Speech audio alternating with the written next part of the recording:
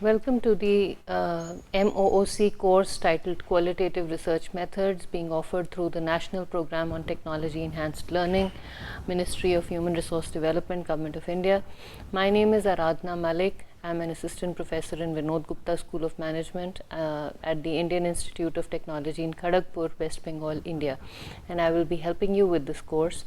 Today in this lecture, we are going to talk about what qualitative research is, what do qualitative researchers actually do, what kind of material do they deal with, etc. So let's move on with this. What does qualitative research involve? Qualitative research involves the studied use and collection of a variety of empirical materials, including case studies, personal experience, introspective life stories, interview, observational, historical interaction, and visual texts that describe routine and problematic moments and meanings in individuals' lives. So when we talk about research, we essentially talk about discovering things, we talk about solving problems, but qualitative research studies life as it is. Qualitative research involves the study of life as it is going on. It involves the study of the normalcy of life in most situations. So qualitative research goes into the depths of the normal routine of life as it goes on, which is why it makes it a it becomes a very important, very essential tool of inquiry into human behavior and the social sciences. What do qualitative researchers study?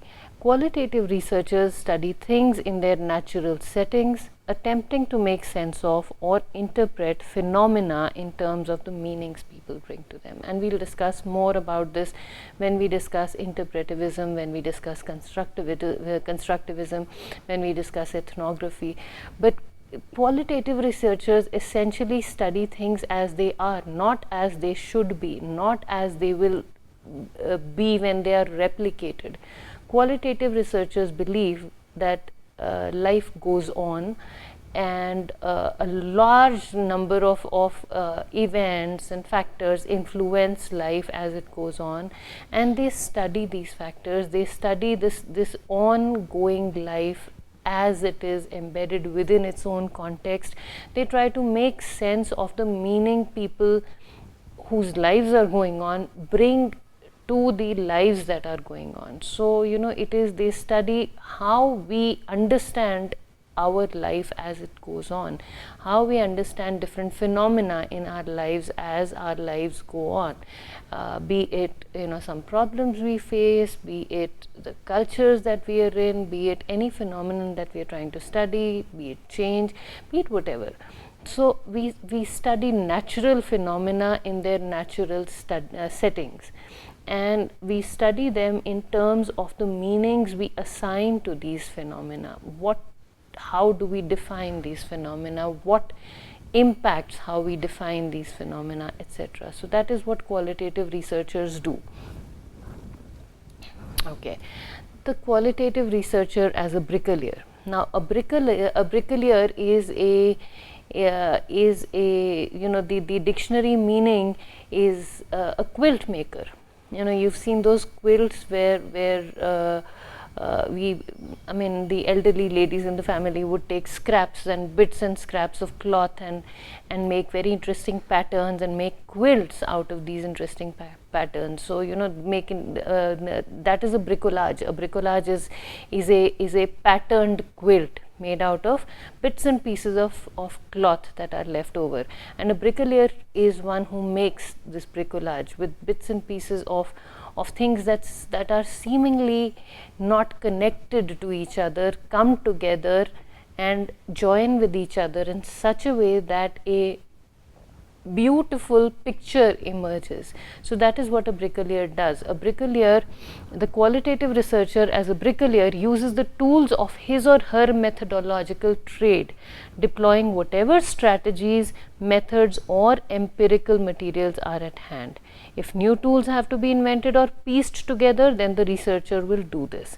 The choice of which tools to use, which research practices to employ is not set in advance. The choice of research practices depends on the questions that are asked, and the questions depend on their context. What is available in the context and what the researcher can do in that setting. So qualitative researcher as a bricklayer does not plan for using certain tools ahead of time. Some amount of planning is required, but they go into the context. They first develop an understanding of the context, then they understand what can be done, what they want to study in the context, and as they go along with their knowledge of the different tools that they can use to understand the context, they pick and choose different tools at different stages of inquiry and piece these tools. They add tools to each other if required. They make they hybridize tools if required. They amalgamate tools if required, and then they come up with their own ways of inquiry into the situations they are studying, depending on what the context offers to them. So the context achieves a higher importance than the tools that are employed to study, because of the simple reason that the qualitative researcher believes that the context is a dynamic phenomenon. When we talk about, now I'm talking about the context as a phenomenon, the context is dynamic, the context is ongoing, it's constantly changing, and we need to go in and one needs to be sensitive to the signals one receives from the context, and according to these signals one develops an understanding of the context, and then one selects the tools that are available and puts them together in such a way that one can derive the maximum amount of information from the context one intends to study. And that is why the researcher is also labeled as a bricklayer by some researchers. Characteristics of the qualitative researcher as a bricklayer. Research is an art. Qualitative research is an even more difficult, more complex, more refined art. So the qualitative researcher as a bricklayer develops an ability to perform a large number of diverse tasks, ranging from interviewing to observing to interpreting personal and historical documents to intensive self-reflection and introspection. And we will discuss this more when we talk about the different paradigms of qualitative research. Where do qualitative researchers come from? What do they think about their own settings? What do they think about where they are coming from? How do they situate themselves in this whole process of inquiry? The quantitative researcher is able to disconnect from the object that is being studied, but the qualitative researcher becomes a part of the context that they are studying. Sometimes they become actors in the context, sometimes they are within the context, they feel everything, they become empathic non-actors, empathic observers within the context they are studying.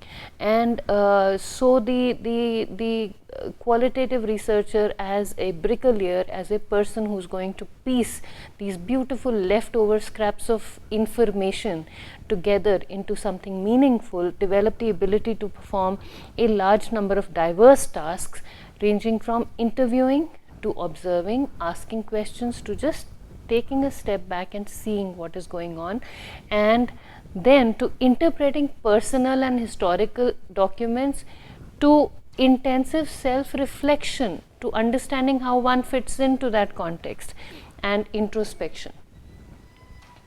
The qualitative researcher as a bricklayer also develops an ability and willingness to read a lot and understand the connections between the many interpretive paradigms that can be brought to any particular problem. So in order to be able to piece these diverse pieces, these diverse facets of the situation one finds oneself in order to be able to understand the different aspects of the context one wants to study, one has to be able to read. One has to want to read, one has to want to understand the connections between the different ways in which people interpret things. Paradigms are the ways in which we interpret things. The different interpretive paradigms are the ways of knowing how we see things, and not only how we see things, how the context views us as a person observing it. That can be brought to any particular problem. So we develop an ability to read a lot, to understand things, and to understand the connections between how and why different people interpret the same phenomenon differently, the same facet of the context differently. All of us view things from our own perspectives, and the qualitative researcher develops an understanding in and through reading, through self-reflection, into how and why the people within that context interpret the same phenomenon, the same aspect of the same phenomenon differently, and how these different interpretations are connected with each other. Okay? The qualitative researcher also develops an ability to work together and between competing and overlapping perspectives and paradigms. Now, nothing is mutually exclusive. Interviewing and observation go hand in hand. There is an overlap. When one is interviewing somebody, one is also observing whoever one is interviewing. So, the qualitative researcher understands that these, the overlapping perspectives and paradigms are starkly different, and they develop an ability to work together and between competing and overlapping perspectives and paradigms. So there could be some paradigms that become some ways of understanding that acquire a higher importance, but the qualitative researcher develops an ability to also take into account the ways of knowing that do not seem to be as important as the ones that seem to be more important. And they also develop an ability to form connections between these two, and they also form an ability to see both of them between the two, and as an outsider, both of them separately divorced from each other as independent independent entities, independent paradigms that are not connected to each other. So that is the kind of ability a qualitative researcher develops. The qualitative researcher, as a bricklayer, develops an understanding that research is an interactive process shaped by his or her personal history, biography, gender, social class, race and ethnicity, and those of the people in the setting. The qualitative researcher develops an understanding that the researcher himself or herself is an integral part of the context that one wants to study. So one is not divorced from the context, one becomes a part of the context that one wants to study. And the qualitative researcher develops an understanding that this is an interactive process, that research is an interactive process that is shaped by the personal history of the researcher, by the biography, the gender, the social class, which will again help the researcher form a relationship with the context the researcher wants to study, and those of the people in the setting. So the researcher understands the value or understands how one fits into a context that one is studying, and how one can be removed from the context that one is going to study. So the researcher develops an understanding of how one fits into the context that one is studying, how one can be removed from the context one is studying, and how these two aspects are connected, and the researcher understands how his or her personal background affects what one is trying to study, how it helps one situate oneself as a researcher, as an inquirer into the context that one wants to study. The researcher as a bricklayer also knows that science is power, for all research findings have political implications. At the end of the day, whatever information is generated has political and social implications, because research is not done just for the sake of research. Research is conducted and the findings are shared by the stakeholders, people who have either funded the research, or people who are going to use the research to get their degrees, or people who are going to use their research to to develop new ideas, materials, understanding, ways of knowing, to form policies, etc. So everything that one does has implications for people other than the researcher himself or herself, and they understand that knowledge is that this kind of science is power, and they become more responsible in the way they do their or conduct their research. The researcher as a bricklayer also acknowledges, accepts and understands that researchers all tell stories about the worlds they have studied. The research report is a story about the world that is being studied, about what one has studied. After all, the research paper, the published papers, are stories of what was studied, why it was studied, how it was studied, and what are its implications. So they understand. A researcher studies the social world, studies the world around himself or herself, and the researcher understands that it's all stories. Thus, the narratives or stories scientists tell are accounts couched and framed within specific storytelling traditions, often defined as paradigms.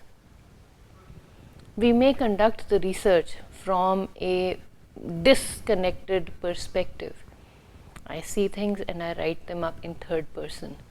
But at the end of the day, the way I write the story of what I have studied is governed by the rules of writing that are acceptable to the people who are going to help me share this story with a larger audience.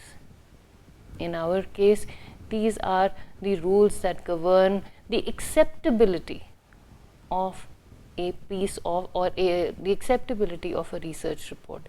They are also the way research, qualitative research is presented, these stories are presented, are also couched and framed within specific ways of writing. We are taught the ways of writing. They are standardized ways of writing, of interpreting, of presenting information, and these specific storytelling traditions, as they are called, are what help us share what we know with the rest of the world. And in doing so, in confining the stories that we have generated through our research, we end up missing out on some information, even in qualitative research. And the researcher understands this. And the researcher tries to bring in as much information into the story as possible to fit it into the boundaries of acceptable storytelling traditions. And then, in order to do that, the researcher has to keep reading, has to keep understanding, has to keep introspecting. What do qualitative researchers as bricklayers produce? Qualitative researchers as bricklayers produce a bricolage. They produce a bricolage, a complex, dense, reflexive collage-like creation that represents the researcher's images, understandings and interpretations of the world or phenomena under analysis. So it is a beautiful piece of art. A researcher collects the meaningful pieces of information from the context one studies. The researcher understands that these pieces of information acquire a certain meaning when they are happening within the context they are happening in, and when they are taken out of that context and interpreted, even with reference to that context, and pieced with other information that may or may not relate to the context that they are actually happening in, some of the meaning may be lost or some of the meaning may change. And these pieces of information ensconced in a specific context, when they come together, they acquire a new meaning. Because in order to make something into a collage, some pieces need to fit, some links need to be made within these different pieces of information that are gathered from different parts of what one is studying. And in order to fit them together, some parts need to be chipped off. They need to be fit in with each other. Connections need to be made. Gaps need to be filled up. And a collage is created. So there are some overlaps. There are some places where other bits and pieces need to be fit in. A collage, a complex, dense, reflexive collage-like creation that represents the researcher's images. Now, in all of this, the researcher's ability to interpret events and phenomena as they are happening within their natural context also comes in. And that is what the researcher does. And interpretations of the world or phenomena under analysis. This bricolage will connect the parts to the whole, stressing the meaningful relationships that operate in the situations and social worlds that are studied. So the meanings are created, and then this collage is then connected to what one already knows about that phenomenon, which is again a collage of pieces of information in different contexts that have been brought out, and meanings have been created, and these connections are formed. Okay, so that is what the bricklayer, the researcher as a bricklayer, produces. And all of this may seem quite complicated for you at this point, but it's really not that difficult to understand once we start discussing how qualitative research takes place. So that is all I have for you in this lecture. We will continue in the next lecture with some more understanding of what qualitative research is and how it takes place. Thank you for listening.